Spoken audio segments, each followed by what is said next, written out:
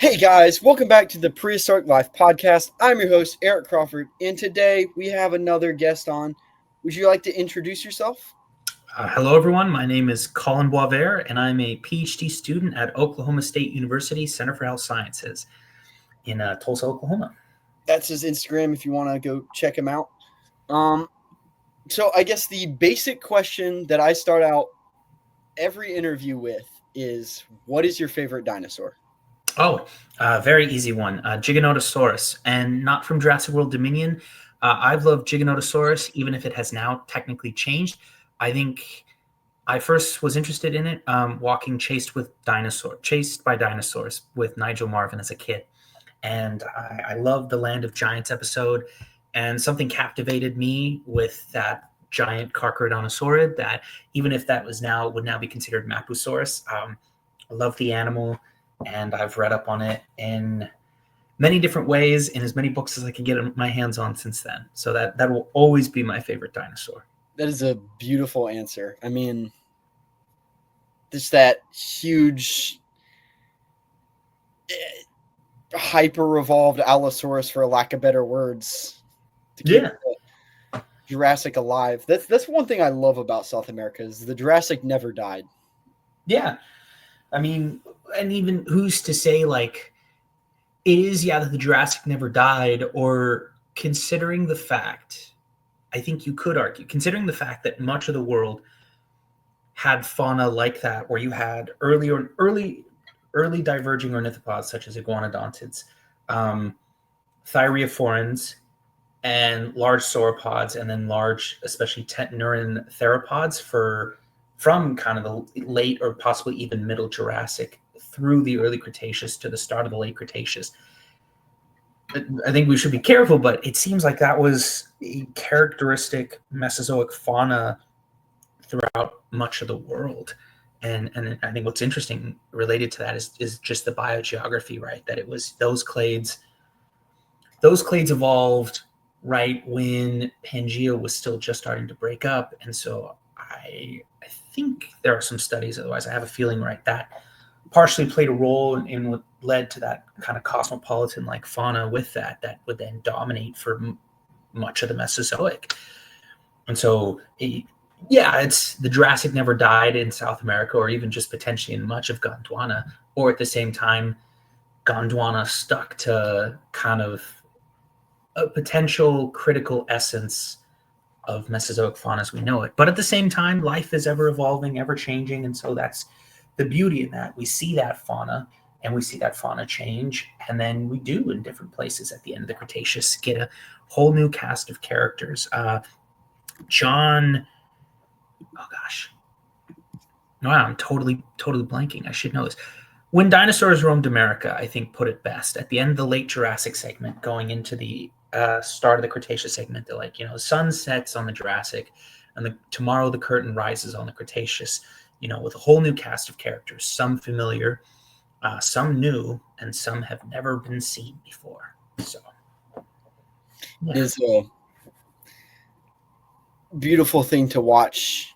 It's like a somber beautiful to look up that change in history, because like one of the main reasons that life really changed in North America is because all of that, like, because everything else died. we especially the KTM, the Cretaceous thermal maximum, that just, it got really hot, and I think there was definitely some volcanic activity, and the conditions changed in a way where certain clades made it through, but others just couldn't handle it. And so we see what is potentially either more closely related kind of like single pulse extinction, or I know there's claims that it's more of a pulsated, so like staggering extinction of different clades. Especially, I think there's differentiation between when extinction occurred in the ocean and on land, which seems to be a common trend throughout both the Mesozoic and in time. But yeah, it it drastically changed North America for sure. And I guess segueing out of that, what got you interested into paleontology? I was one of those kids who was interested in it since I was a really small child. And I think what was interesting was my geographic location growing up. I grew up in Silicon Valley, aka sometimes called the tech capital of the world. I'm in San California.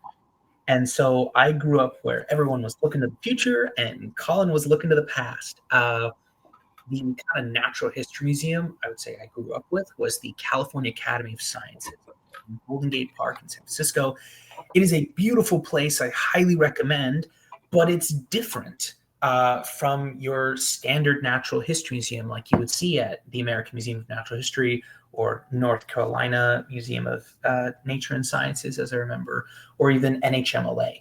A lot of the more traditional natural history museums that I know of and have seen are in Southern California, and then Northern California is a little different, which I think is a good thing.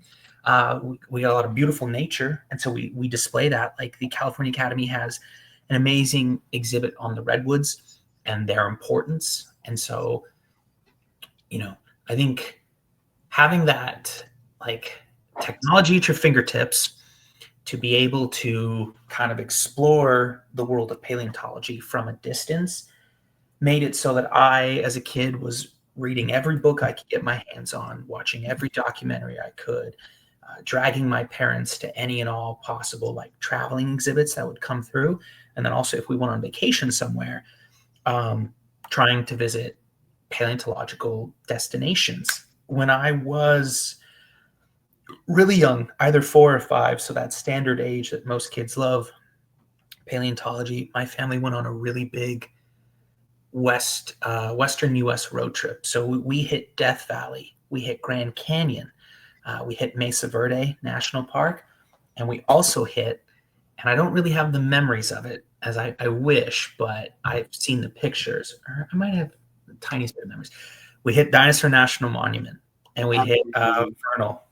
So I went to the Utah Fieldhouse of Natural History State Park Museum, and we went to Dinosaur National Monument and Carnegie Quarry. So we got to check out the wall, and it was amazing. That was a fantastic trip. I loved that trip with my parents, and we had a lot of great times. And I got to see a really cool literal monument to the Jurassic in Utah. And so that hooked me. And so as a kid, I was the kid in school. Anybody want to talk about dinosaurs? And, I stuck with it.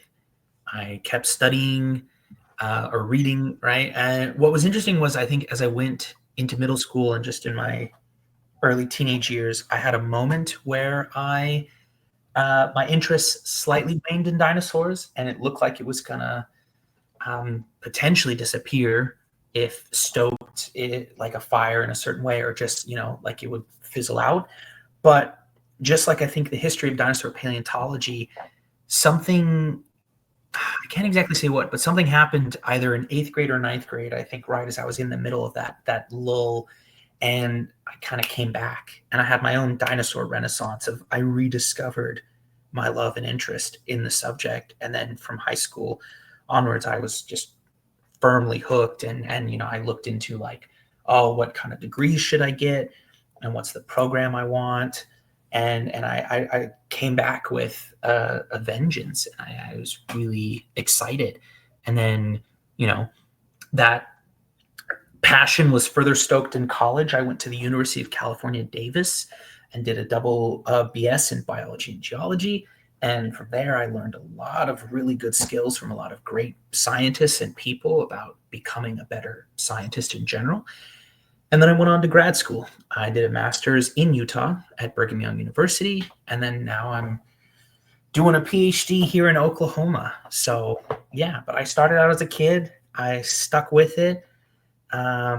Tried to talk to everyone I could, and yeah, I had a slightly different background than, I grew up interested as a kid because I grew up right where dinosaurs were found. Dinosaurs are found in California, but they're mostly found, especially in the eastern portion of the state, because San Jose, California, water during the Mesozoic. And then along with that, we have, I think it's down near Fresno, is, I'm pretty sure it's Fresno, is the Moreno Formation. And that's the big Cretaceous formation where you get dinosaurs, such as our state dinosaur, which is Augustinilophus morrisi, a hadrosaur. So, yeah, but that's kind of my story. I think short version or shorter. So, yeah. So, I mean, within the field of paleontology, there's a lot you can do with that. I mean, the last guest we had on, Amanda Perry, I think that's her last name. She's gonna hate me for that one. But like we're discussing like what actually like even is a paleontologist, because like it seems to be the common opinion is just like the dude in the field that's digging up the stuff. That's a paleontologist. But it's not. I mean, it's not the only thing that's a paleontologist. So, I mean, could you maybe talk about some of the like what you're interested in going to and what some of those other fields could be? Yeah. So I'm kind of standard. I really enjoy, and especially in college, learn this. I enjoy teaching. So I do want to become an academic. I would love to become a university professor, take on graduate students if possible, and mentor the next generation of scientists. Teach classes, come up with my own curriculum. I have an idea. I really want to teach a course about kind of the evolution of, in this case, probably specifically amniotes from the Mesozoic onwards through North America, and how North America acts as a evolutionary hotspot and origin for clades, how it acts as a migration point through the continent, or how it acts as like a final refugia for animals before maybe they stay here and or go extinct. I'd love to develop a course on that. I think, though, to do a course like that, you need to first study that with one or probably several, maybe even at least 10 different papers, I feel, with everything you could look at. But so I want to develop coursework. I want to teach. I want to do outreach. I love outreach. I think it's great because I really enjoy sharing my passion with the public and anyone who is interested in paleontology, because it can teach us so much. But while I want to become an academic professor, that is just one route. There are so many different routes you can take. So first off, the degree. Most schools don't offer for colleges a paleontology major. It's not like you can say, I'm going to major in paleontology. Some schools might have that, but it's really rare. So what often happens, though it is not always a guarantee, is you either get a biology major, you get a geology major, you can get a double major in both, you can get a minor in both of those, and then maybe a degree in another field. But right, there is no one-stop shop for your initial training to become a paleontologist. And I think that's a really cool aspect about the field, is that we are a multidiscipline integrative science that combines different parts of so many different fields to come together, right? It takes, engineering with biomechanics. You get the physics involved with that as well.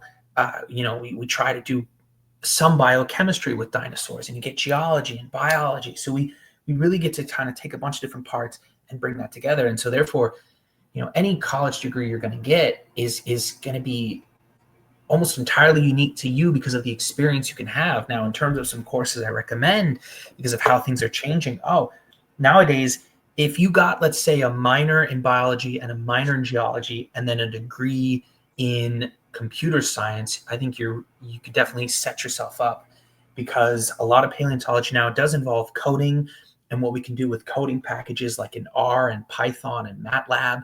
And so if you have some of those skills, you're really marketable in terms of like what projects you can be a part of, what projects you can try to undertake, with the different data you can sift through and analyze.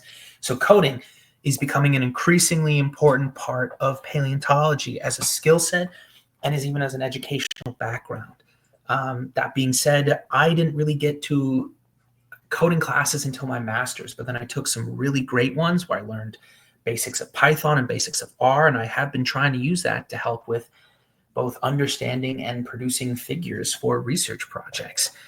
So you start with your education, which, is going to be different. I mean, there was one day, it was a really interesting day, but there was one day where I had to study both for a biology test and I think do a geology project. And so I was able to get an entire table to myself and my friends from my two different degrees in the library. And it was just funny, I introduced them, and so they all, shook each other's hands and said hi. But for the most part, it was Colin bouncing between my two majors, and in essence, between my two worlds, because they were really different at Davis. The geology department was really small. I think we had a maximum, if I remember correctly, of around 60 undergraduates in a school of 34,000. So we made up like less than 0.025% of the school population. My cohort I graduated with was, I believe, like 10 to 12 people. And pretty much almost all of them I am still like very close friends with, because in the geology program, especially at the end, we were seeing each other every single day for class. So because I graduated right as COVID hit, that was a major change, because I went from, hey, I see you every day, to, hey, I haven't seen you in 3 weeks. How's it going? How's life? And bio was very different. My school is well known.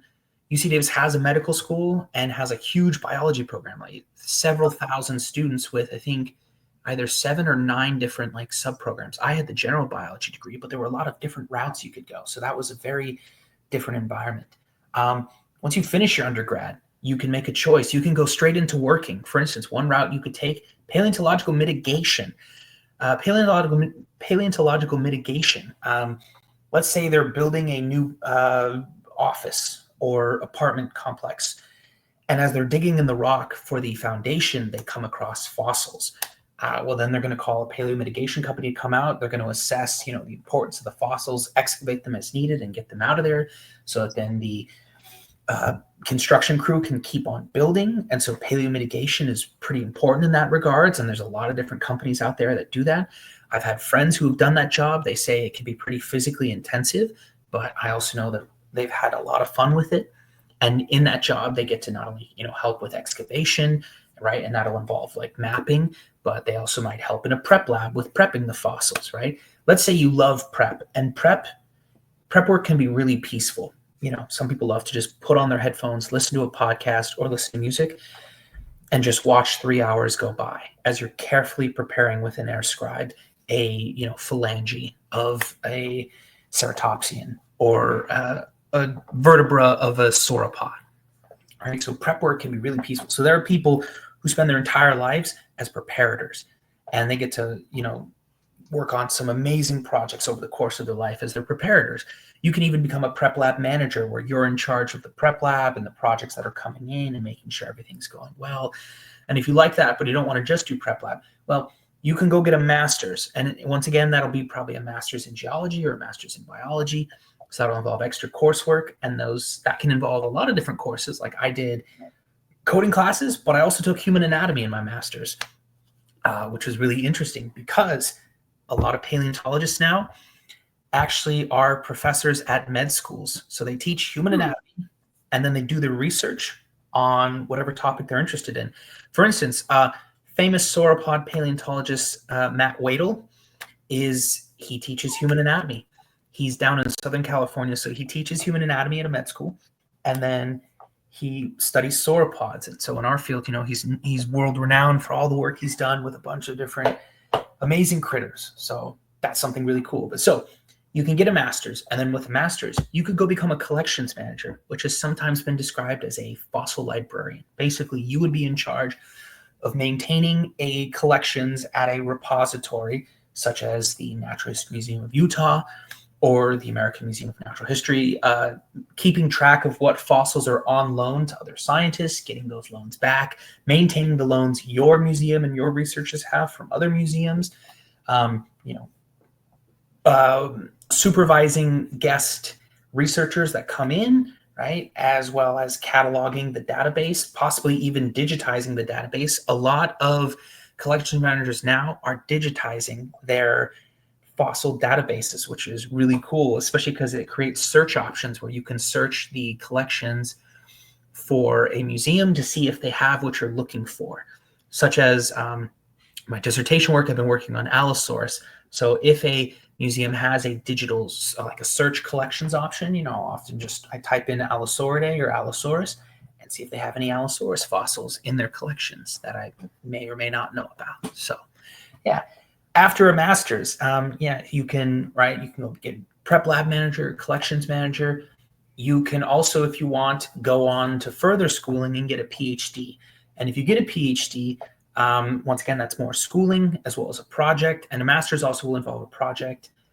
And with that, you could go, once you have a PhD and, you're a doctor, so-and-so, you could go and focus on, teaching at a university or a college. You can also become a curator. And so, there are those routes too. But so, right, like a tree, there are similarities and differences between the routes. And, you can also become a, science educator. So you could get a master's, say, in science education, and then you could go work for a museum that's developing a new science education portion for the museum, where you're going to help with creating curriculum for, let's say, summer camps, as well as outreach, right? There are outreach officials. Like, there are so many different routes in paleontology. So not everyone is your standard, square cut, you got your degree. All right, now you're going to become a professor. No, you can become a professor, or you can go into paleomitigation, collections manager, all that. And with all these different routes, not every paleontologist always spends an equal amount of time in the field work. Professors may get out into the field work a lot, and paleomitigation is going to be out in the field a lot. But maybe a science educator is not going to spend as much time in the field. They still can. It's just they may not. And then also there's always personal preference. Some people love this field and they want to spend as much time out in the field as possible. Other people enjoy the field and they think it's a good time, but they don't need to spend 3 months out there, and they're happy with, 2 weeks, and then they come back and say, all right, cool, that was fun. So everyone's different, and there is no one way to become a paleontologist. And there's also so many different options people can explore and should explore. And then that way, it's kind of like in paleo. We can all find different niche space to occupy. And then even within that, you don't have to be so rigid and only pick one. You can be combinations and do all these other things. Like, you can be the preparator for your paleo mitigation group or whatever. Like, you can combine these. I mean, it's not a rigid, like, you have to do only one. Yeah. No, there's a lot of different routes. Some, right, like certain jobs will require, let's say, further education and or years of experience, which you have to get. But yeah, you're not locked into one, and you can always explore, I think, other options. That's part of the beauty of paleo, is that there are so many options, and there are probably safer options than others, but that's just how it is. I mean, that's how most jobs are, but yeah. Oh, and casting, right? There are great companies out there that do amazing work with like creating casts, like RCI, Research Casting International, or Treebold Paleontology. So, there's amazing stuff there. So see what's going. That's another avenue, right, where they work with institutions to help create great research, great casts for museums and other institutions that can help educate people. So you're choosing to go down the education route, like you said. Yeah, I want to be a professor. I think I did it without fully knowing how much I liked it as a kid, because of my background and the fact that I was, the one paleontology kid and who knows however many miles square radius. It was in college when I think I was asked, okay, you like paleo, you like allosauroids, but what do you want to do? Kind of what route do you want to go down? Because it went from I want to be a paleontologist to, okay, you want to be a paleontologist, right? What type of paleontologist do you want to be? And I realized I like teaching. I wanted to pass on what I've learned, do some amazing research, collaborate with, people both domestically and internationally.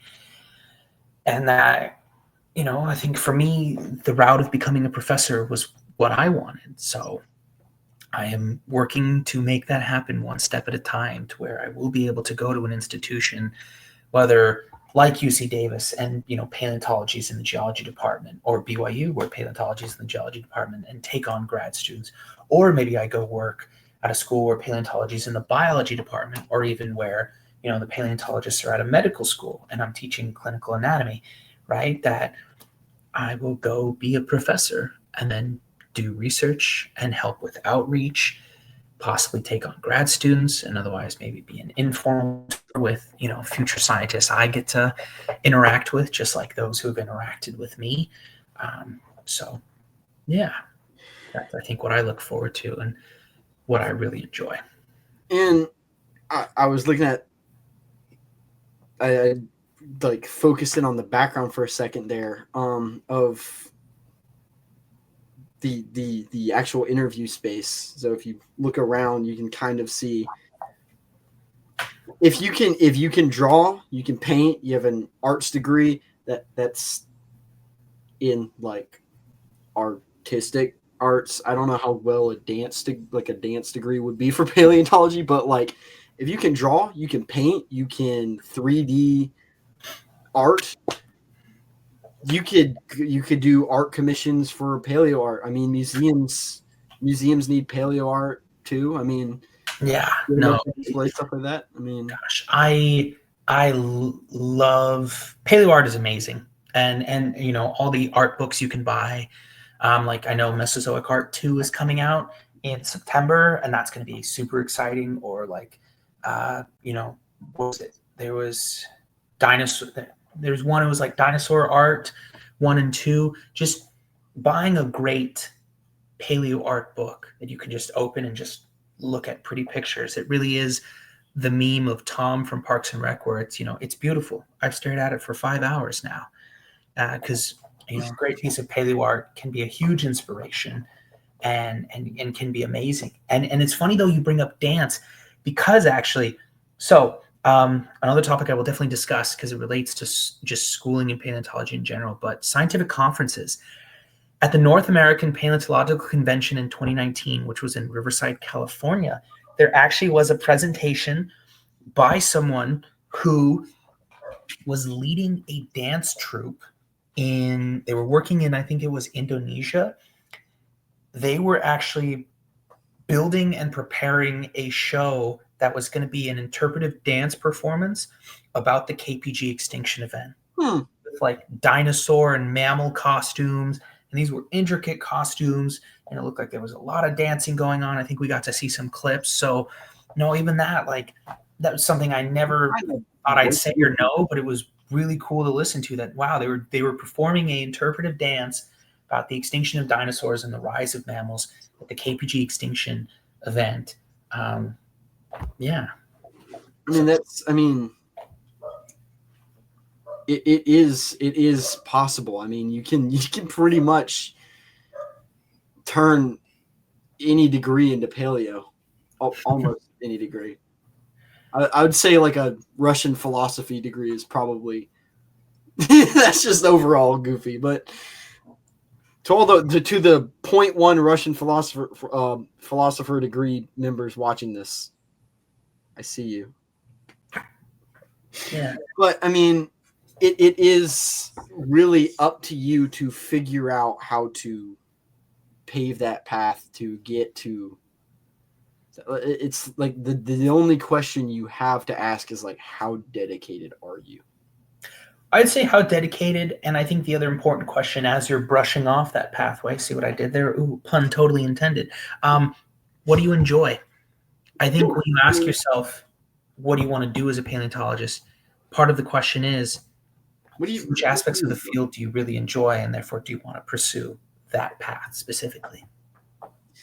I mean, it is really just kind of open to the imagination what can be done. I mean, that's the beauty of it. Like, there's literal people where their job is to go up to museums and then just rig stuff together to hold it up. I mean, there's a welding degree, there's an architecture degree, there's an engineering degree to use. Museum design studies. You can get like a master's in museum designs and then work to both understand and help with the evolution of museum exhibits, right? And how our museum exhibits are evolving as we as humans are changing in order to best kind of share the science with the public. For instance, a cool fact I learned, have you been to the Natural History Museum of Utah? No. Okay. Highly recommend it. It is a beautiful museum. It's one of my favorites. Something really cool about their exhibit. When you first walk into it's called Past Worlds Gallery. When you first walk in, you see their prep lab window, you see the Lokiceratops, and then you see they have an Ice Age corner as well as Green River, and so Eocene, and then Caparowitz. And then as you go past that, you see the rest of the Caparowitz, you get into the Jurassic, and then you go up a ramp, and then you're back in the Caparowitz or the Late Cretaceous, and then the Eocene, and then the Ice Age. And that's because when they designed that exhibit, while we walk through it as humans, and that's, let's say 2-dimensional, you're actually supposed to think of this exhibit, which kind of goes like this. You're supposed to think of it as 3D. So it's this really cool visual perspective aspect when you think of it, that it's like, wait, why did I start with Green River, Caparowitz, and Ice Age just to come back to those three again? And it's like, well, because it's not a 2-dimensional walk through time like the traditional, human evolution of linear evolution. No, it's this 3D perspective, this 3D visualization you're supposed to think of, where don't think of it as two separate planes. Bring it together and connect them. And then you realize, oh my gosh, it's all coming together. This makes sense. It's hard to describe it, but when you're there, just think of it like that, and you realize you're like, whoa, this is really cool, and it's dynamic, and it's different. And so I think it's coming up with ideas like that and other ways to challenge people's perspective of it's just a museum with a bunch of dusty bones. How can we change the way people view exhibits and exhibit space to figure out how to evolve both with the times and maybe even set trends for how learning is changing in a museum setting. And I think that's a really cool aspect. And hey, if it's not broken, don't fix it, right? Some exhibits are timeless for a reason, and they always will be, right? But exhibit spaces change through time, and so I think getting a degree in museum studies can be really helpful with that. Another really cool aspect, in the middle of the Late Cretaceous portion of the gallery at NHMU, they have what I like to call the world's best wall display, which is on the wall that you stare up. They created, using skulls, a ceratopsian phylogeny. So just a bunch of skulls, almost like, that taxidermied moose hanging off the wall, but there are lines connecting them. And if you look at it, it's not random. It is a phylogeny, or a phylogeny at the time when they created that display, showing who's related to who. You see the Centrosaurians and the Chasmosaurians. You even see a couple of basal ceratopsians with Zuniceratops and Protoceratops. And, as a paleontologist, I love whenever I visit that museum. All right, let's see if I still remember. Can I name every single ceratopsian just by looking at their skull? And because it's, Utah, they have a couple of Utah ceratopsians up there. They have both Diabloceratops and Nasutoceratops. So that's really cool to see.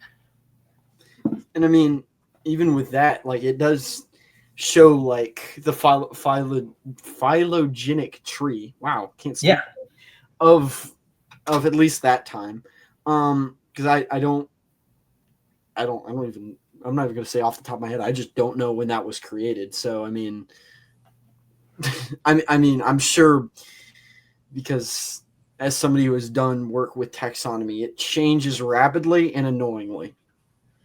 So, yeah. I mean, I'm sure technically now it's outdated for whatever reason, but no, I think their tree is still pretty accurate. I mean, I'm sure they move stuff on it. So from what I've seen, the skulls have all stayed the same, because these are cast skulls. So it's just the species they have displayed. They've stayed in their position. Now, some of those positions, might have changed, but I think for the most part, I'm not a ceratopsian paleontologist as much as I wish, but I think generally the relationships are still pretty accurate to what we know. Even within like changing also includes like adding 12 new species. So I'm sure between now and the creation of that, there was X amount of species discovered that explains and splits things off.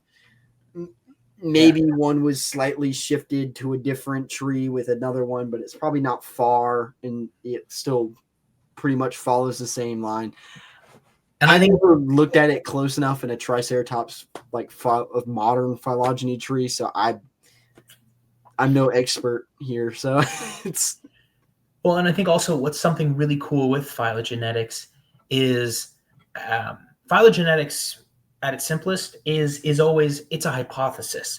It's a hypothesis we might continuously recover, and then we can say, okay, it seems these two are related, but phylogenies challenge each other, right? For instance, in the world of Allosaurus, if you look at very recent literature, these past couple of years, it's been really interesting to watch as the relationship between the 4 Allosaurus species, Allosaurus anax, newly named in 2024, Allosaurus europaeus, fragilis, and jamatsoni, it has changed, right? For instance, europaeus, originally described in 2006, had a redescription at the end of 2024, but then a paper that just came out this summer in 2025, Malafia et al., 2025, states, well, we did this specimen level analysis, and it looks like Allosaurus europaeus should be synonymized with fragilis and is therefore just Allosaurus fragilis, and therefore it would just be Allosaurus fragilis, Allosaurus jamatsoni, and Allosaurus anax. And then what's the relationship between those 3? But that's something I know some people are going to say Allosaurus europaeus,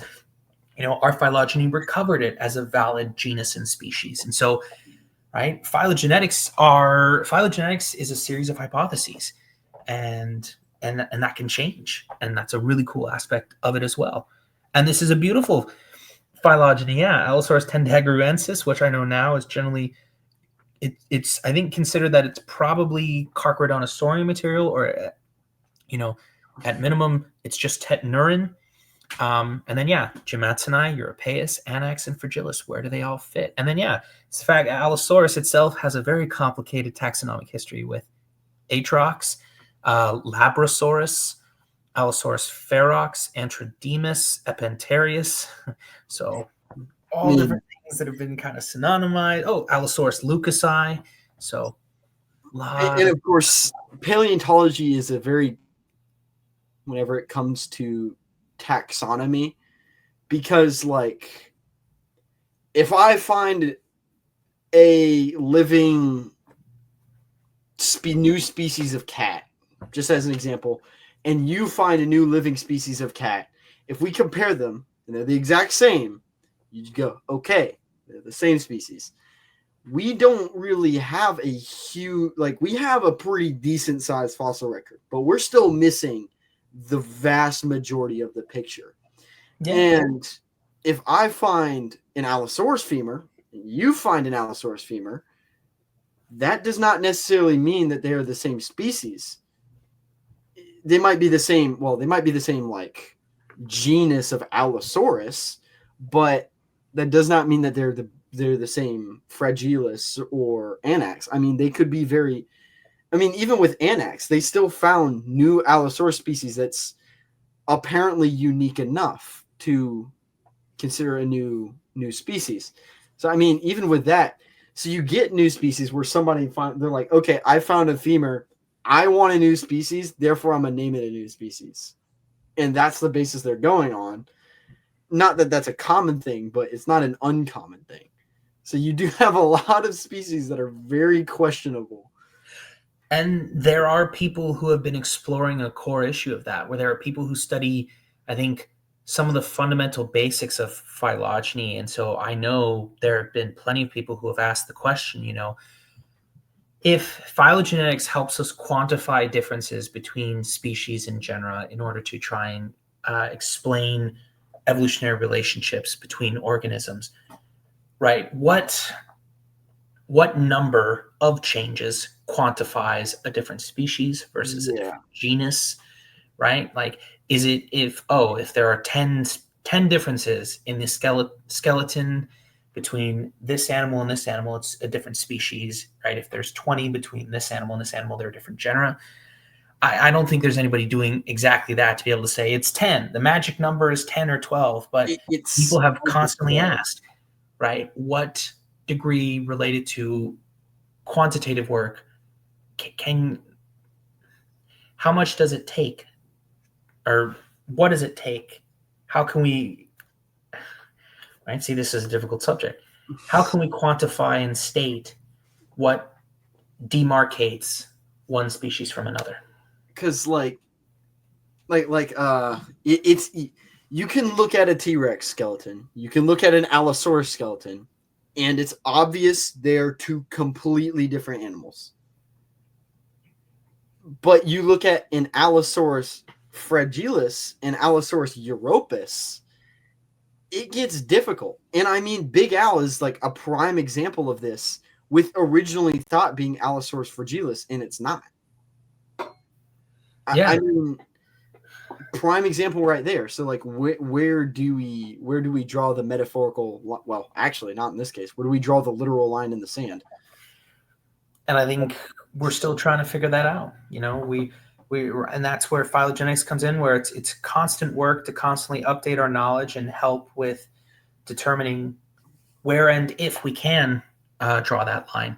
And I think on this subject, a really cool study that a lot of people will discuss with regard to phylogenetics and this topic is Shop et al. 2015, which looked at Diplodoccoidea and specifically Diplodocidae, and was a specimen level analysis of Diplodocidae. Because, for instance, Apatosaurus, right? What they found that when you studied all of those different individuals that are considered Apatosaurus, specifically, where did they all fall out in a tree? Where could you kind of group certain ones together and say, this is Apatosaurus louisei versus Apatosaurus ajax versus Brontosaurus excelsus versus Brontosaurus yanapin versus Brontosaurus parvus? And you know, that was it was a really interesting study, because I think it asked those questions related to that. And the same thing throughout Diplodocidae, right? So this specimen level analysis was really important.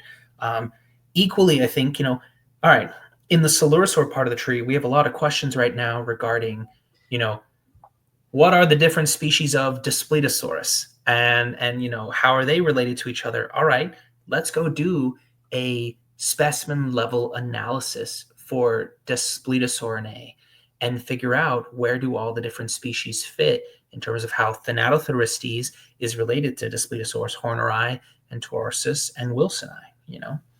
And even on top of that, it helps in the modern age when you can, like, as an example, you can go out and you can find an entire, like, elephant. Like, you can go out and you can find the entire animal. It's not that I'm going to say it's easy, but it's a whole lot easier than having to put it together and you're missing half of it.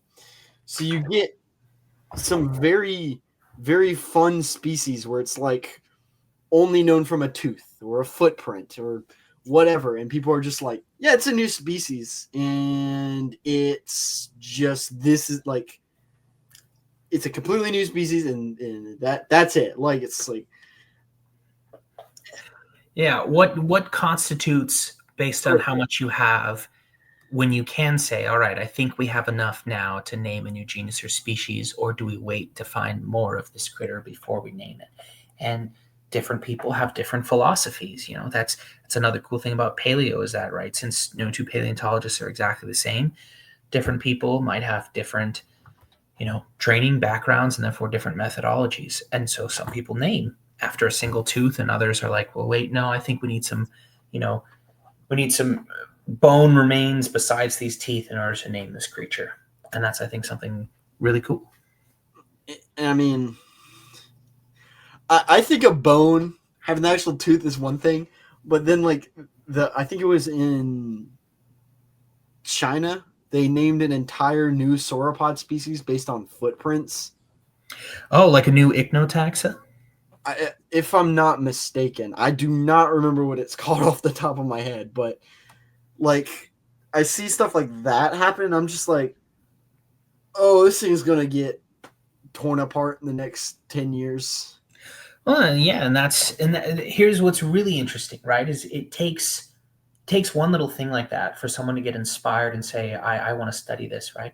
If science involves a large part of curiosity, where you just get curious and you study a subject specifically because you're interested in it, right? That can lead you to explore a topic or a taxon or a question that maybe hasn't been explored in 10, 20, 30, or maybe even 60 years. So somebody will come along who will say, I want to study this footprint. I want to see if we can learn more about this. And maybe they will find that they can synonymize that ichnotaxon for that footprint with another one, or they will find what can demarcate it and make it separate. And that's, I think, a really cool aspect of this field. In terms of some research that I have published and been involved with is, I don't think my college self would say that they ever thought it would happen, but my first 2 scientifically published papers were on Haplocanthosaurus, a seemingly enigmatic sauropod from the late Jurassic of North America that is considered a basal diplodocoid. But we're trying to learn more about it every single day. So yeah, Haplocanthosaurus delphi and Haplocanthosaurus priscus. Those are our 2 named species of Haplocanthosaurus. A lot of great material regarding Haplocanthosaurus is kept in, that's a picture in, that is Cleveland. It should be Cleveland because they have a lot of great material there regarding Haplocanthosaurus. And I never thought that would happen.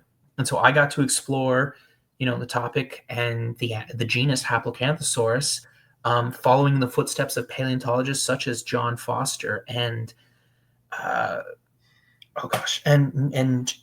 Jack McIntosh, and even all the way back to Hatcher, who wrote about Haplocanthosaurus in 1903. Right, so I got to being able to follow in the footsteps of those paleontologists and work with some amazing paleontologists myself, including Gunnar Bivens, Brian Curtis, Ray Wilhite, and Matt Wadle on Haplocanthosaurus. It was an amazing experience. Something I never thought, 5 years ago I thought I'd do, but I did it.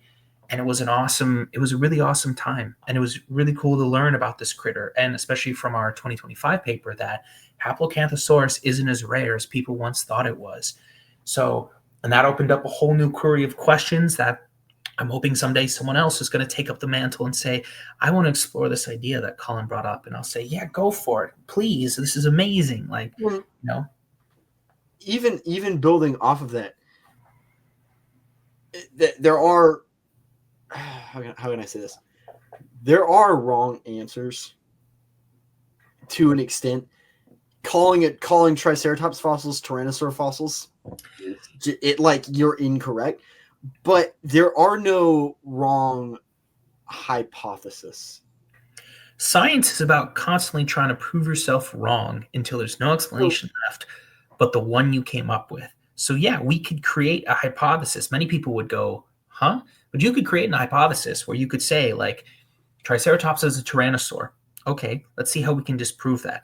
And in this case, use the autapomorphies of Tyrannosaurus rex or Tyrannosauridae or even Tyrannosauridae to show that not only does Triceratops not possess any of these synapomorphies of Tyrannosauridae, but also possesses its own series of synapomorphies and autapomorphies specifically for its genus and its 2 different species, in order to indicate why this animal should be considered something entirely separate from a tyrannosaur. And even building off of that,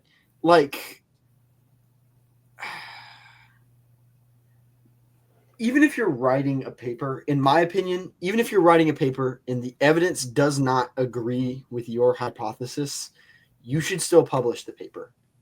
Yeah. Because, even if the hypothesis is just you think it's right and then you do whatever and you're like, oh, yeah, this is not even close. It's still helps show and cut down other possible things to you still learn something and you can share something with the world, even if you're like, well, we thought this hypothesis and we found out we were wrong, so we cannot eliminate this explanation regarding this question or this taxon. Yeah. And not that it's one less question to ask, but it'll hopefully open up 3 more questions to ask. It could open up another question. It's okay, so this is not this. So what could it be then? Yeah.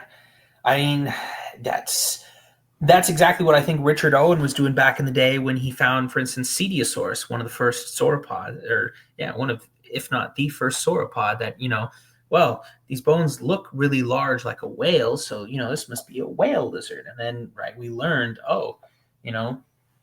this whale lizard is a sauropod. What is a sauropod? Well, it's a quadrupedal, or sauropods, sauropoda specifically, are quadrupedal animals that have long necks and big bodies and long tails most of the time. And so that opened up a series of questions. Even just Dinosauria in general, when they first were finding the bones and said, what is this? And they went from maybe it's a giant to no, like this is actually a part of a giant, reptile. And right, this is a whole new group of creatures called Dinosauria. The story of the mammoth. There have been several books written on kind of the history regarding the initial discoveries of mammoth fossils. The story of how we learned and discovered what a mammoth was, I think, is one of the most interesting stories out there in paleontology, because the mammoths went through so many different scientific interpretations and hypotheses from, I'm pretty sure, going all the way back to Roman times, and then up until the 1600s, 1700s, 1800s, when we were trying to figure out, what are these animals, that these are large proboscideans related to elephants, but different because they evolved under different environmental conditions. So, I mean, even with like building off of that, it's like it's easy to look back at a theory and being like, oh, that was so dumb. But it's like, yeah, but they didn't know what we know now. Yeah. They didn't have the amount of fossil whatever. They didn't have all the tools that we have now. It wasn't, in that theory, helped us build to what we know now. If it wasn't for that theory, we probably wouldn't know a lot of what we had now. Like, theories, like organisms, a lot of times change through time. And so that was the best interpretation they had at the time.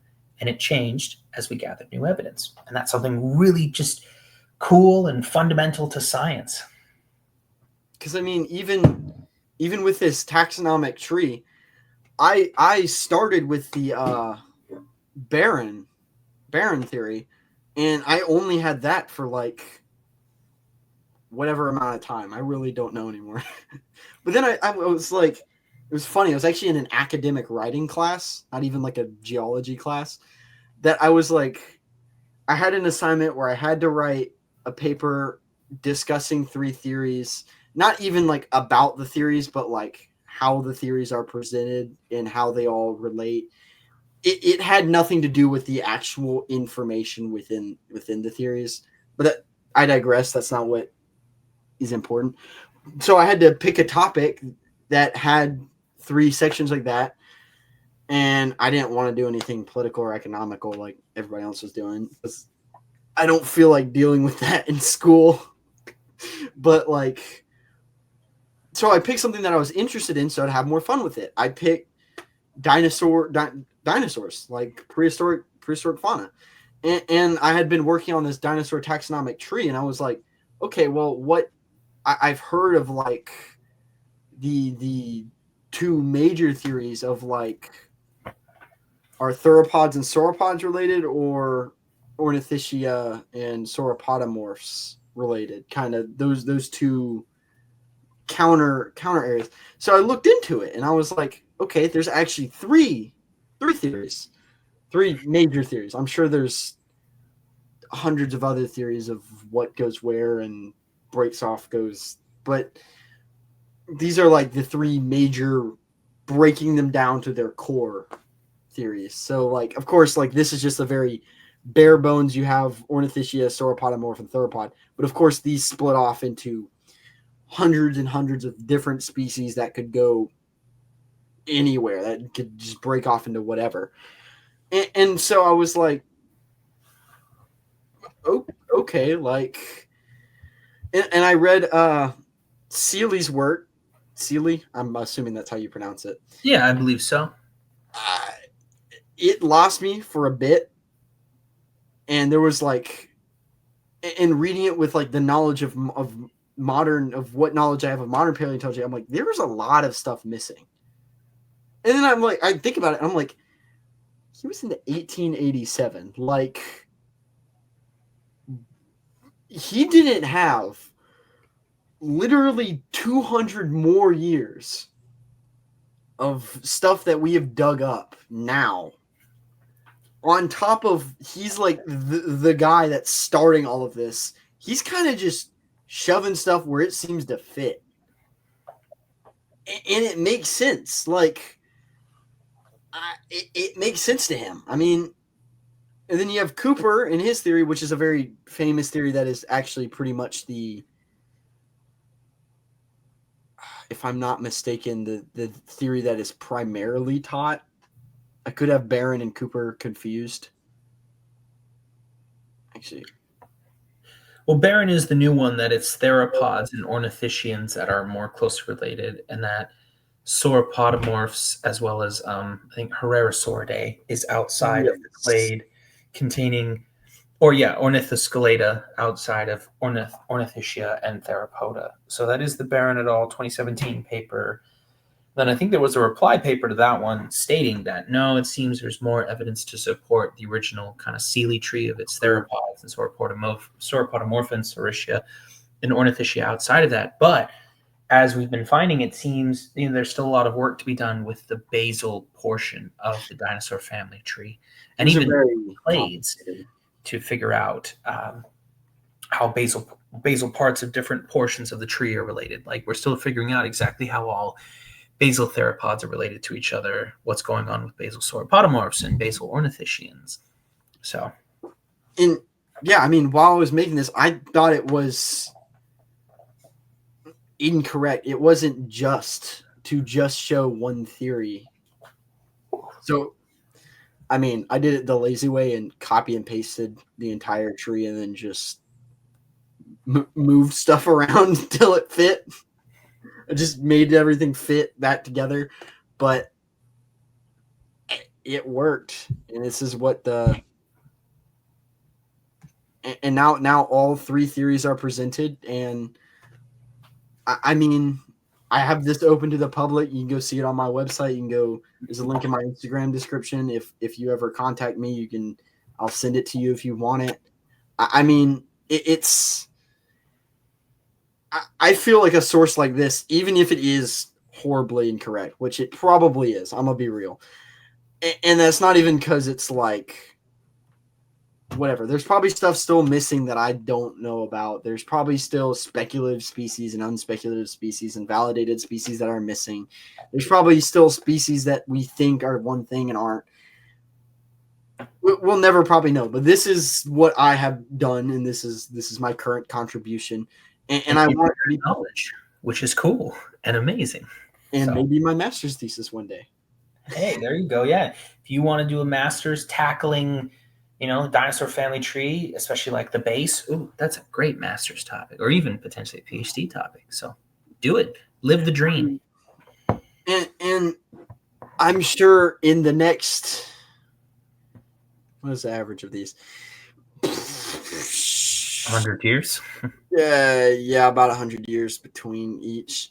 I bet in the next 100 years, there'll be another paper and about 100 more years of stuff that we've dug up that could rival all of these and show that there's actually a secret fourth clade. Who knows? I mean, like, it's entirely, people are questioning right now whether coelosaurs are dinosauriforms or dinosaurs. So, there are plenty of questions out there we haven't even begun to ask because we're still learning and figuring out. What's also cool, though, is how, Sealy, even though this was over 100 years ago, some of the things that they said back then that are still true today, and it was just something we've maybe partially or fully known about just for this long. Like the fact that Huxley knew, birds are related to dinosaurs, and everyone's like, no.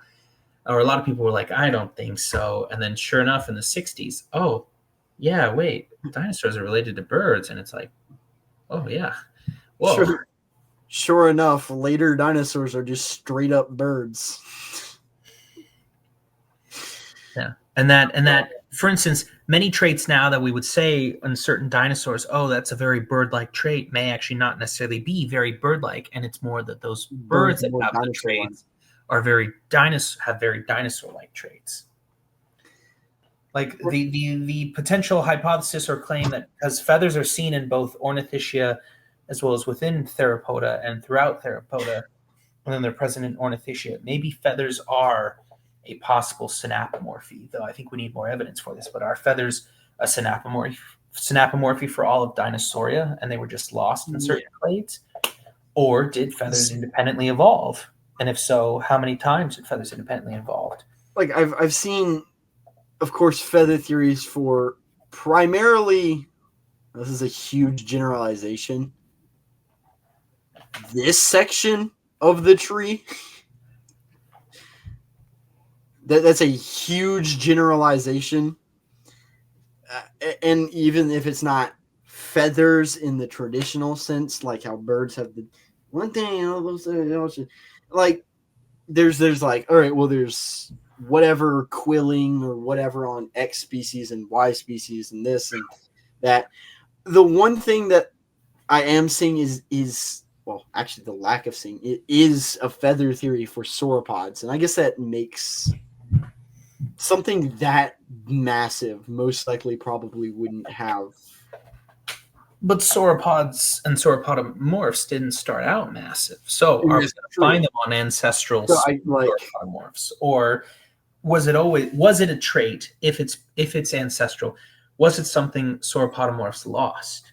And even with the feathering theory, with the prime debater Tyrannosaurus, one thing that I'm seeing as a common thing is like, oh, the young, they most likely had it. But as they grow older, they probably lost it. That's another theory or hypothesis I've seen that's popped up with people. Yeah, that maybe it's right. The babies of certain dinosaurs had feathers and then lost them as an adult. I'm also forgetting the author. I'd have to look it up. But a paper I recommend that I need to check out myself again. It's a really cool one. Was someone developed a potential model to explain, what is the evolution of a feather? What does it look like? And what they found is that it roughly falls into 5 different stages, where stage 1 is just a simple rachis or tube. And then stage 5 is a flight feather that has certain features, such as the fact that it has an asymmetrical vein where one side right is longer than the other. And it has a central rachis and barbules to keep its structure all together. If I'm saying all those terms correctly. So it was really interesting. And that you see different stages of those feathers in different clades of Dinosauria, such as, Archaeopteryx, I think they were stating, Archaeopteryx has stage 5 feathers. It has flight feathers. So maybe it is that Archaeopteryx, whether Archaeopteryx is, because people argue its phylogenetic position, whether it is a full-blown dinosaur or it is the first bird, as was thought all those years ago, maybe Archaeopteryx was flying similar to the way chickens fly, where it can get off the ground and kind of do an arch, but then it comes back down, and so it's not able to fully do it's able to do powered flight for a short period of time versus long periods of powered flight. And I mean, even within that, like, it is obvious that, well, I don't want to say it's obvious, but like Tyrannosaurus is too early on. If it did have feathers, I'm like 95% sure they weren't for flight. That thing is several tons. It's most likely not getting off the ground without a jet engine strapped to its back. Yeah, T-Rex isn't flying with its feathers. So what were its feathers used for? Were they for insulation, display, or another purpose we have yet to think of? These are all great questions that have explored and we need to continue exploring. Even early on, there are other tyrannosaurs that are smaller that also, probably considering the time, most likely weren't flying considerably due to just the evolution span of feathers but I would actually be interested in a hypothetical like split off where tyrannosaurs did grow flight feathers and figured that out. It would be interesting. I don't know if we'll ever find that, but I guess we can never say never, so who knows. But it would be interesting if flight flight-like feathers were found in tyrannosaurs. So, I mean, as far as I'm aware, allosaurs don't. It was unlikely that they had feathers. I don't believe, from what I know, any what we found. fossils. Well, actually, sorry. There is one. Concavenator had quill knobs, so like very, I think, simple feathers or simple-like feathers. Concavenator had simple quill-like knobs, so simple feathers on its arms. Yep. So that is one. Concavenator corcovatus. They were found on the arm, right around, I think, the elbow joint, roughly. Somewhere here. For that animal. This is just a super zoomed in picture. You can most definitely not make that out. But, I mean, it is just, and as of course, like you said, like animals evolve, theories evolve, the entire science evolves too. I mean, so like, where do you think, or what do you think the future of paleontology over the next 10 to 20-ish years within our lifespan? That's a great question. I think paleontology is shifting a lot right now to where, people are constantly finding new ways to integrate new technology to help with the field. Just like, for instance, how, we use CT scanning for fossils. And I think that's going to continue to grow in importance, especially if it'll grow in importance. And if it becomes cheaper, there, I think, will be a larger scale use of CT scanning for fossil materials. Because right now it's the fact that the biggest inhibitor is cost for, how much it costs to scan. So 3D scanning is continuously becoming important, and I think that'll continue to grow in importance.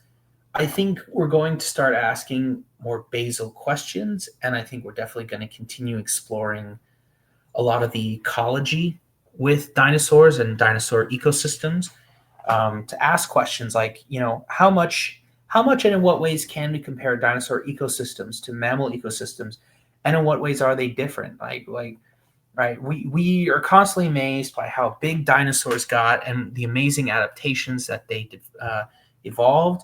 But some of the questions we should ask is, well, wait,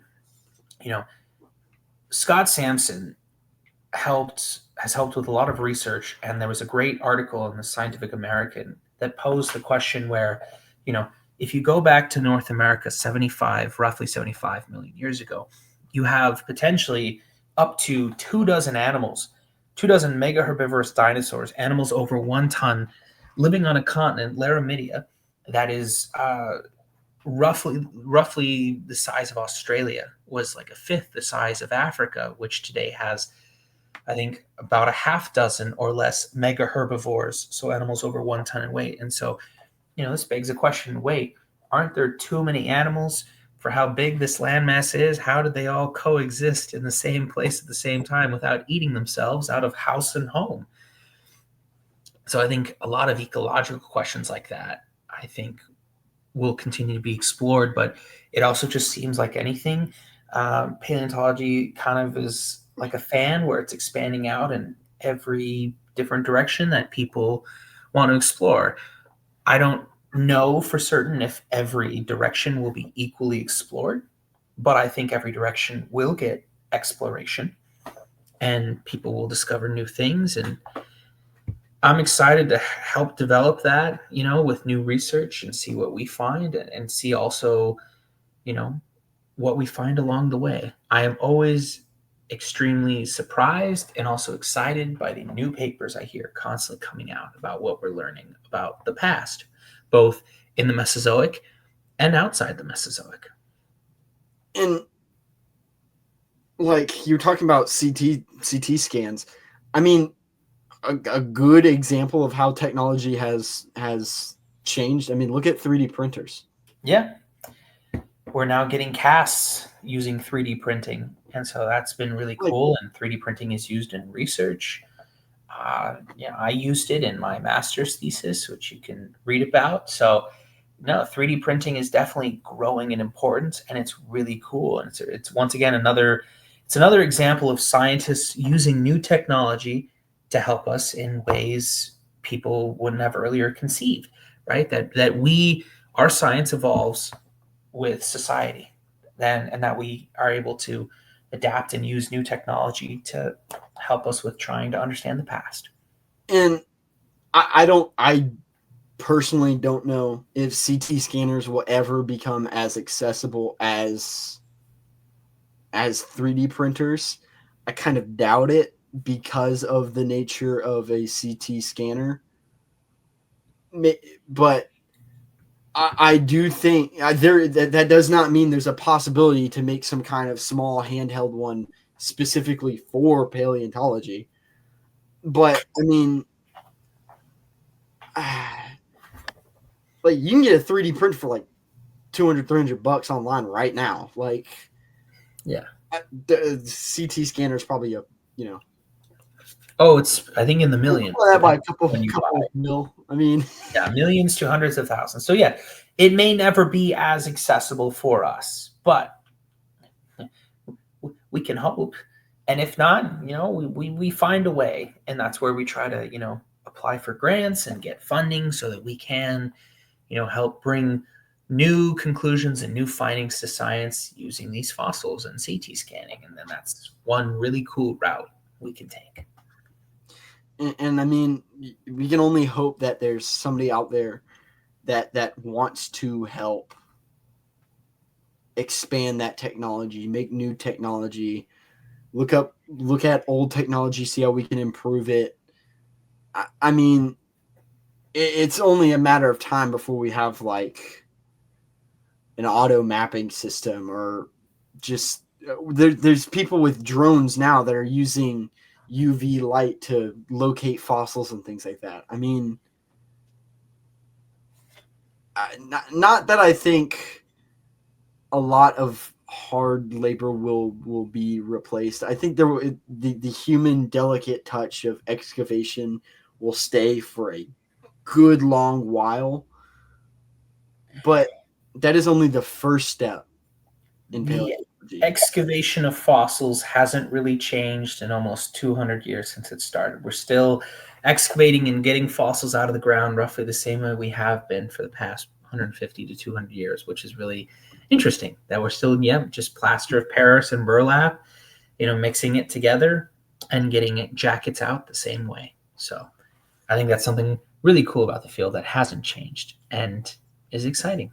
And probably won't change, because I feel like a good, huge, solid reason, not saying this is the only reason or the definitive reason, that really hasn't changed is because people do enjoy going out and excavating them. Yeah. That is a huge part of it. I mean, it's a challenge of yourself, it takes a lot of physical exertion. You're also in usually more extreme environments, whether you're in, the Arctic or Antarctic, so it's really cold, or you're in the middle of a scorching desert. And like when I've gone to the field in the past, oh yeah, I very much dress like a Fremen from Dune, where, I got long pants and boots, a long sleeve shirt, gloves, though I do fingerless gloves so that I have my fingertips for dexterity and such. I have my sunglasses. I have a balaclava for the bottom of my neck, and I have, a bandana for the top and a wide brimmed hat. Like I basically fully cover myself so that as little skin is shown to the sun as possible to avoid sunburns. And then just from there, it's also, I don't have a filtration system, but I do have a bunch of water on me. And then it's, drink, right, a bottle of water every hour and just avoid the sun and dig.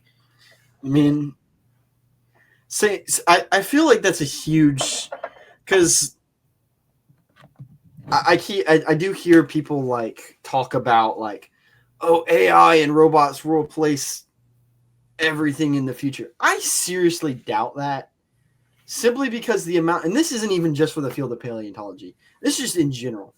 I think the amount of jobs that people just love doing just because they get to do it, like paleontology, will never really be replaced. And it's not even because we can't. Because I'm sure in the next 1,000 years, somebody could figure out a robot that can excavate fossils, and you just put it down, enter some coordinates, and it just does whatever. I just don't think that's like a realistic thing because of the amount of people that just enjoy it. It's definitely an interesting question. We'll have to see how the interaction between humans and AI continues in the future. I definitely hope that AI won't replace humans in paleontology.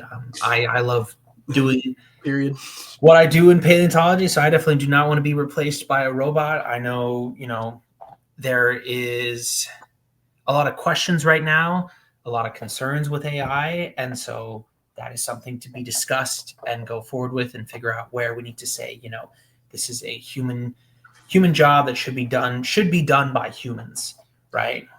Because that is a concern, especially when you consider how much water AI needs to run right now, and that definitely is a huge concern in an ecosystem that is already stressed by humans, and so we should be considering, we should be considering things such as, I think, water usage and where water usage should go. But that is a conversation that should be had and discussed. So, and even on top of that, like at the point we are, calling it AI isn't even the right thing to call it. Because let's be real, things like Gemini and ChatGPT are just glorified search engines. Like, I don't think I know enough. I haven't delved enough into the subject to be able to give a strong enough answer on whether or not they are AI or not. And that's the beauty, I think. And I think paleontology is a solid field to like really show this. It can't comprehend it can't comprehend the idea of making a new idea. It is incapable of making a new idea. And that's and I think that's why humans, I mean, not that we're here to stay permanently. I'm sure there'll be a mass extinction that wipes us out later.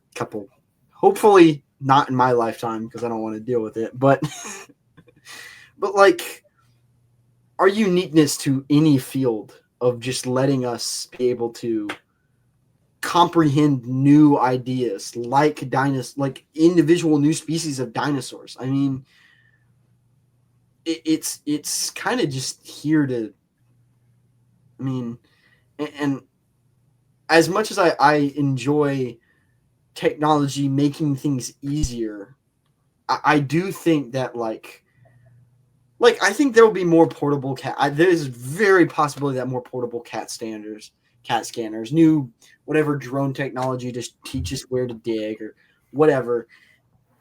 It still won't replace humans though. Like I think that is such like a passionate thing about paleontology.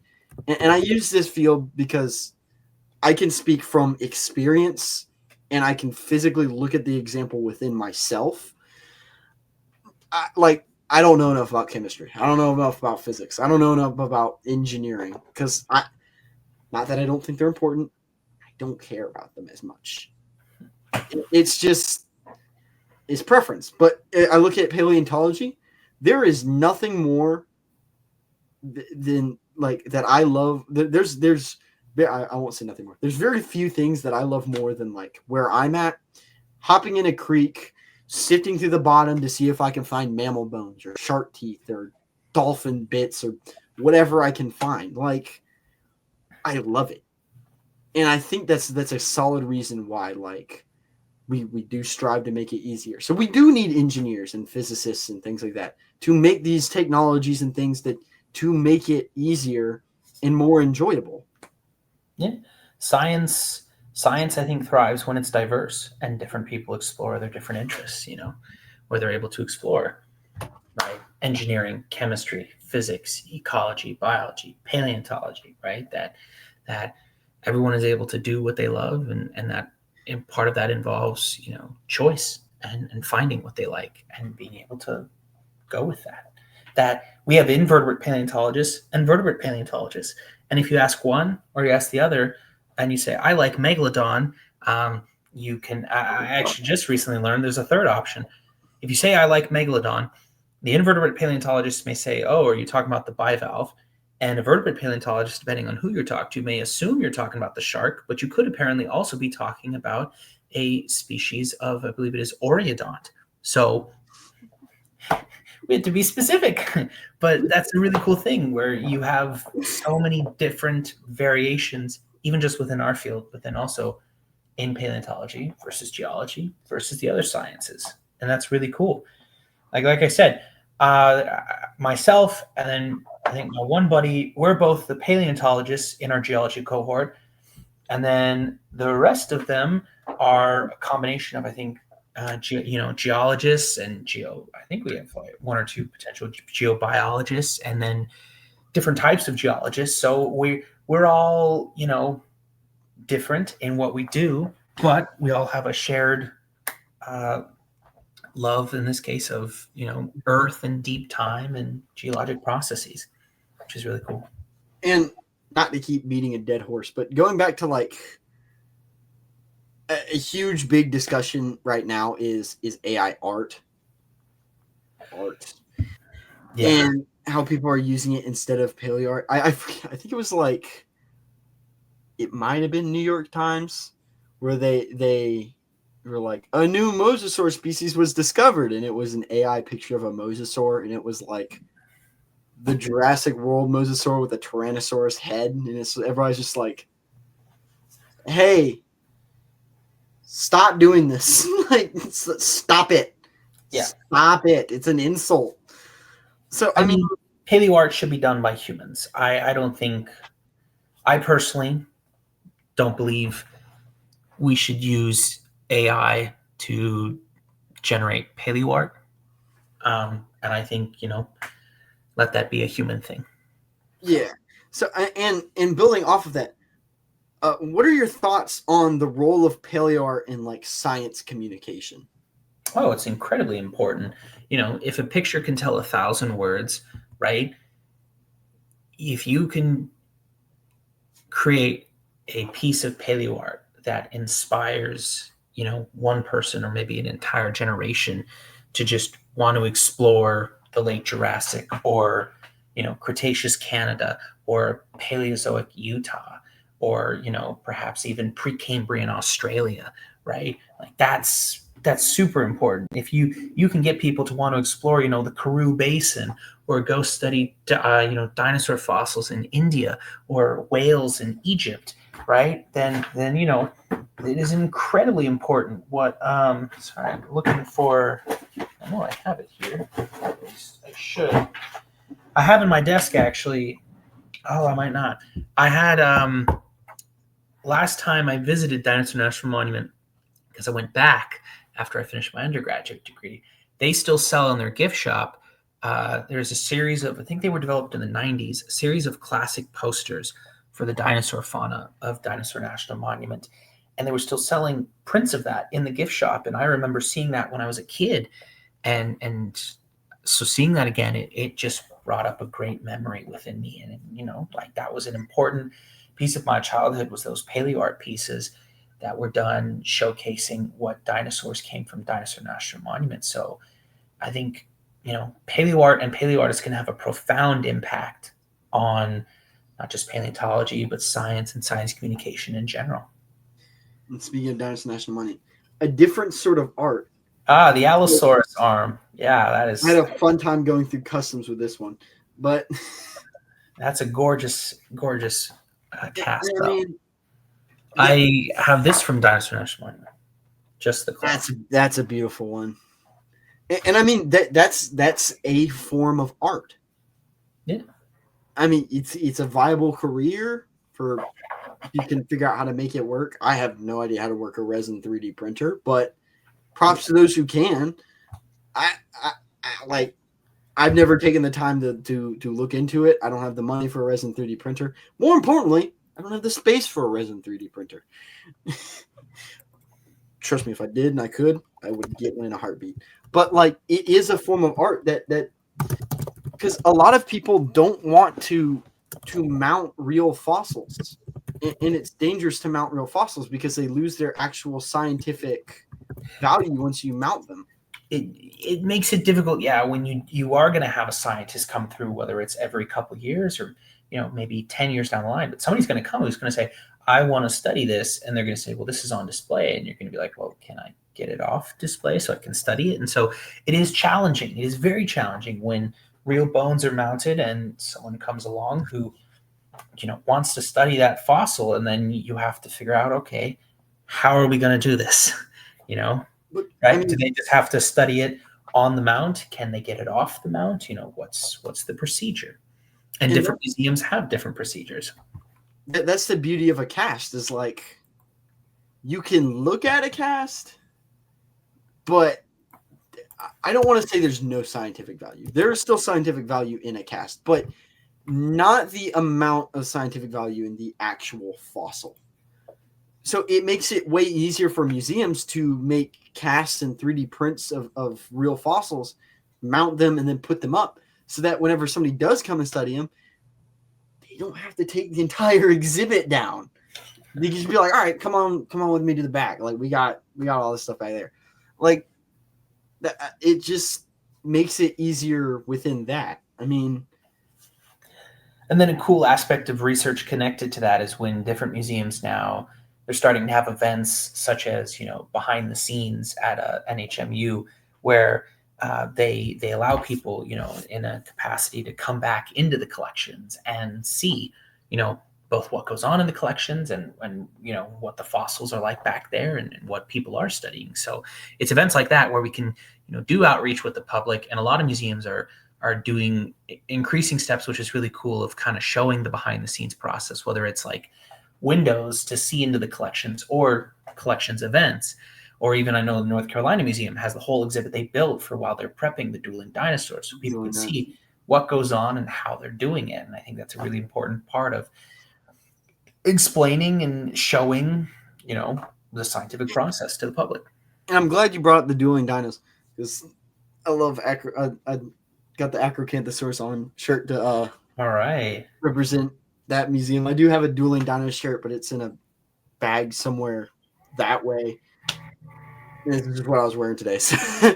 But I'm fortunate enough to talk to an aspect of a person along the entire line. I've talked to the face of it. I've talked to preparators of it. I've talked to the founder, the excavator of it. And I've been able to go and see not even behind the scenes. There's nothing behind the scenes. You get to see it all at face value. Yeah. And that's the beauty of that specific exhibit, is that it is open. You can go and ask questions and to people there while they're working on it. And I do hope in the future that natural history museums do have open prep labs like that, to allow more access to questions that are more difficult to ask, like a way that you can actually just like walk up to somebody working on it and be like, can I ask you a question? Instead of having to email somebody, go through their entire section of whatever, hope you emailed the right person, to then reach the right person's email to hopefully get them to respond. And then it just turns into a big game of telephone that maybe you get to ask the question. And I mean, it's so much. I encourage people to go to natural history museums, and if you see somebody working there and you have a question, ask the question. Hopefully you can get in contact with somebody who can take you deeper than just Google. I mean, can talk about the specific attributes of it. And I mean, it really thrives a lot more. It whenever you can talk to someone face to face or over Skype like this, or over whatever like this, it that human interaction of being able to ask a question, seeing the thinking process, in getting that person's experience other than just like a hodgepodge of random stuff that could or could not be right because of whatever random paper posted by Jim Bob 90 years ago because he hated Timmy once. And I mean, it's a lot into it. I mean, there's a lot into it. Yeah, I've definitely seen the benefit when, the public is just able to ask questions during events, or just of like prep staff, or preparation staff of like, hey, what are you prepping? And like, oh, I'm doing this. And it just strikes up a conversation, and you really do see a glow on people's face, because I think humans were curious creatures by nature. So people get to ask questions and then just go from there and explore. And I mean, on top of that, I think a lot of people don't realize how surprisingly easy it is to reach out to paleontologists. The amount of them that will just like respond if you have a question. Yeah, we're friendly. And I think, we like to answer questions, especially because that builds interest, right? Like, it's a relationship of trust and interest where, we want to share our knowledge because, we get excited by paleontology. And so if we can share some of that excitement and passion, I think that's a really good thing. And then when you get a community interested, right, I think an interested community it leads to a better atmosphere where people are interested in like, hey, like, we're fundraising, we could use some help for this. We're trying to, do X, and people are like, oh yeah, okay. Or just, hey, we're talking about this. We'd love to, just have a town hall where we tell everyone what we found this summer excavating out in Wyoming. And people are like, okay, yeah. Like, because we're curious, and I think paleontology is just such a cool subject. It is very easy to just go out and be able to try and, it takes a lot of effort, but do public outreach events, and then you see the pure joy on people's faces as you just get to share the past with them. And even with like social media is a solid tool for reaching out to people. It's hard to get people's phone numbers, especially if it is somebody that's like 1,000 miles away, and you want to figure out how to get in contact with them. You can't just walk up to them and ask them for their phone number because they're not near you. So social media, where I can search up, like you mentioned Dr. Brian Curtis earlier, just like fossil crates, you can just message them through social media, and he is happy to answer questions. He loves answering questions. Right. I love Brian. His job, like, is getting to answer questions, and the amount of people that will like. That will respond, that will just be like, oh yeah, I'm happy to answer your questions, to talk to you, or do whatever, is kind of astounding. And for anybody that still doesn't believe me, you are watching literal proof of this right now. That like, I literally just messaged this man just randomly one day and was like, I want to talk to you. Like, it's I don't want to say it's simple, because there is still some difficulty, and we're all still human. We all still have jobs and lives, and we sleep, we eat, we use the bathroom. We have time to ourselves. Don't expect a response like that, but like, there are a lot of people that if you reach out, they will respond. So I encourage you to reach out to further your knowledge, to nurture that knowledge that you, or just to gain knowledge. I mean, yeah. And one of the last things I would say I can touch on, and then unfortunately I will have to go soon, so sorry to potentially cut things short. Don't worry about it.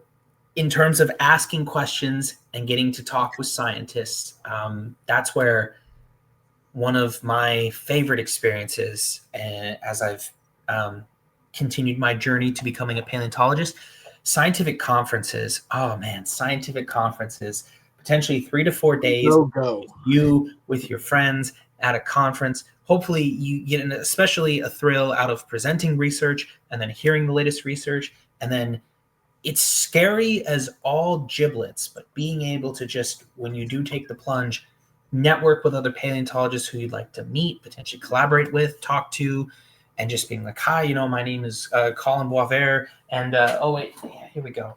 I should still have one in here.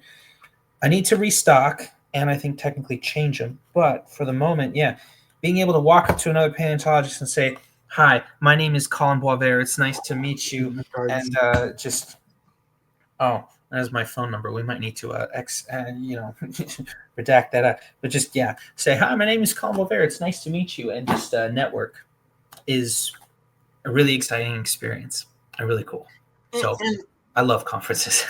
like the only thing I would say, just be respectful about it. Yeah.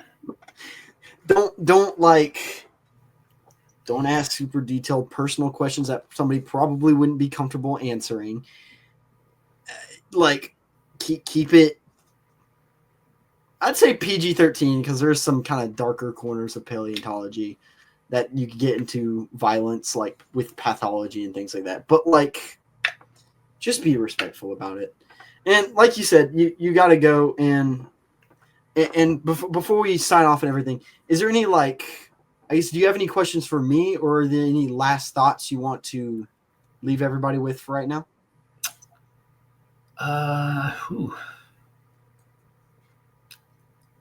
Keep dreaming, keep working.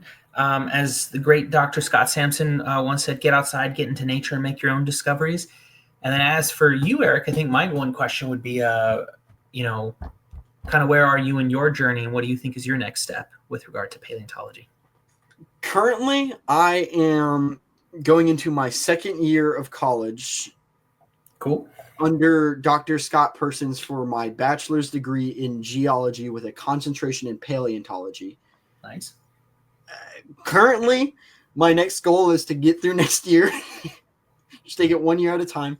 Then next summer, I get to go to field school, which will be my first time in the field out west, because technically I've been in the field within South Carolina and stream fossil hunting and things like that. But out west, I've been out west. I've been to Utah. I've been to Colorado. I've seen fossil excavations, but I've never gotten to participate out west.